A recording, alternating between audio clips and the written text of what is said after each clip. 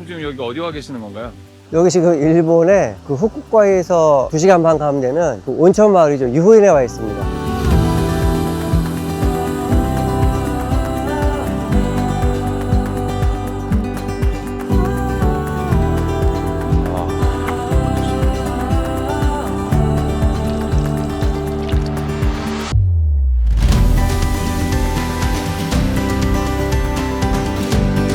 네, 이 온천이 보시는 것처럼 이렇게 물이랑 경관이 좋아서 저도 유후인은 처음 와봤는데 굉장히 좋으네요. 스트레스가 좀 많이 이렇게 치고 올라올 때 사우나나 뭐 이런 것들이 그 뇌 건강에 도움이 될까요? 자, 우리가 예를 들어 스트레스를 우리는 어떤 특정 사건이나 상황 때문에 생긴다고 생각하는데 사실은 특정 사건이나 상황은 중립적입니다. 그 자체는 우리에게 스트레스를 주지는 않는데 그걸 우리 뇌가 위협이라고 해석을 하기 때문에 스트레스 반응이 나타나는 것들이거든요. 근데 스트레스를 완화시키는 기전도 탑다운도 있고 바텀업도 있습니다. 바텀업은 뭐냐면은 몸에 근육이 이완되고 심박이 떨어지고, 예를 들어 사우나 같은 데 들어가 있으면 편안해지고 릴렉스해지잖아요. 그 신호가 뇌로 올라갑니다. 그럼 뇌는 그 신호를 지금은 위협 상황이 아니구나 라고 인식을 할 수가 있죠. 근데 만약에 굉장히 높은 강도의 스트레스 상황이라면은 사우나 정도로는 충분히 해결이 되기는 어렵죠.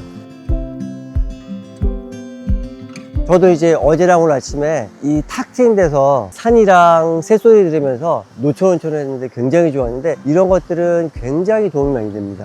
그러니까 저도 오기 전에 몇 달 동안 정말 계속 과로를 했었거든요. 피로가 엄청 많이 누적됐었는데 이틀 동안 전 편의점 라떼를 꼭 들고 가서, 어제도 사람 없을 때 해질녘에 혼자 탁 트인 산 보면서, 그리고 쌉싸름 달콤한 라떼 마시면서 졸졸 떨어지는 물소리 들으면서 이틀 하고 나니까 몇 달치 피로가 확 풀린 느낌이었었거든요. 자연과 연결된 거, 네이처 커넥티드니스라고 하잖아요. 자연에 우리가 노출됐을 때 우리가 힐링 효과가 큰 거를 보여주는 연구가 굉장히 많은데, 그 중에 하나 예를 들어드리면 애매모호한 소리를 두 그룹으로 나눠서, 첫 번째 그룹에는 산소 깊은 데서 나는 소리다, 두 번째 그룹은 도심 소음이라고 얘기해 줬는데, 첫 번째 그룹에서만 스트레스 완화 효과가 굉장히 크고 두 번째는 아무런 변화가 없었습니다.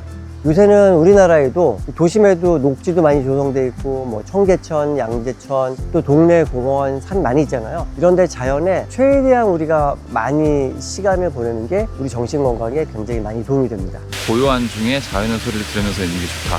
네, 그러니까 이게 뭐 바다가 됐던 산이 됐던 물이 됐던 자연에 노출될수록 우리 뇌는 안전하다는 신호를 받기 때문에, 우리가 사실 스트레스 받고 하는 것들은 스트레스 시스템이 비상가동돼서 그렇거든요. 위협 상황이라고 인식을 하기 때문에 얘가 돌아가는 건데, 지금 위협 끝났어, 위험하지 않아, 지금 안전해, 괜찮아 하는 강력한 신호를 보내주는 거기 때문에 자연과 최대한 연결되는 게 아주 도움이 많이 됩니다.